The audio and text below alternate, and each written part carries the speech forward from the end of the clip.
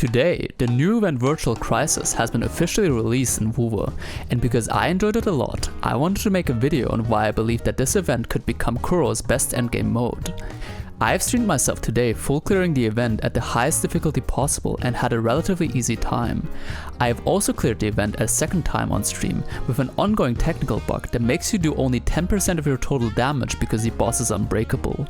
Within about 16 minutes, I was able to clear it with an unreasonably high level of difficulty, using units that were far from optimal for facing the hardest stage.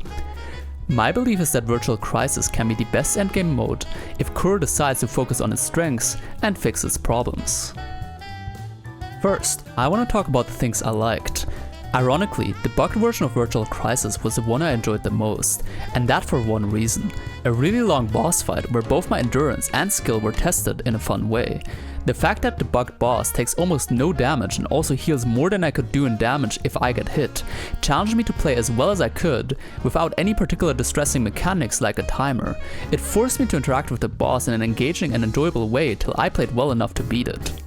The things I don't like that much are some of the modules, which are more annoying and frustrating rather than fun and difficult. A lot of them added visual clutter and disturbed the gameplay loop in an unfun way.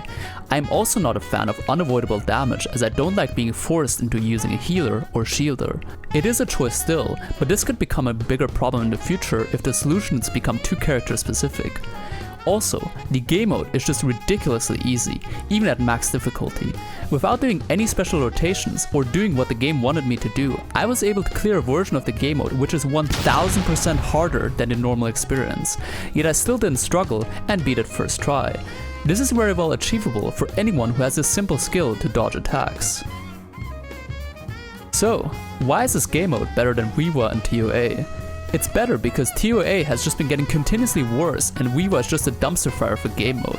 TOA used to be good, but nowadays it's just gatekeeping elements. A lot of bosses are very frustrating to deal with on a timer, and the buffs are too specifically tailored towards the new banner unit, which puts everyone else at a large disadvantage. And WoW, oh man WoW, where do I even start? It's just a mess. It's unfun, frustrating, and heavily prefers having specific units. The spawn issues have not been fixed, the bugs have not been fixed, the AI issues have not been fixed, and the balancing is horrible. And on top of all of that, it's even worse if you play on high ping. Please Kuro, in the wise words of Mr. Poke himself, fix the game! It sucks playing this shit! And I can't stop! Because I'm fucking addicted!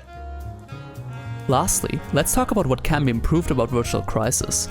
I strongly believe that Virtual Crisis can be a fantastic endgame mode if Kuro focuses on making long and difficult fights with either multiple elites or solo bosses that punish you for getting hit and take a long time to kill, so you can't just ignore boss interactions like in TOA. It should be a fair bit harder at max difficulty, but that's just my opinion. I also think they should try to make the modules not force you into running specific characters or having heals or shields on your team at max difficulty. Small mobs should also be kept outside this game mode till they fix WoW and AI issues. And lastly, a bunch of modules are just annoying, frustrating, or visually confusing. If the only effect these modules have is to interrupt a fun and fluent gameplay loop, then they have no purpose being there. We don't need a second hologram Inferno Rider. If they work on these issues, then Virtual Crisis could become my new favorite endgame mode. Overall, I'm very happy that Kuro has made an enjoyable event and hope that they will listen to feedback to make it the best endgame mode they have. Thank you for watching the video, and feel free to leave a like and subscribe if you enjoy this kind of content.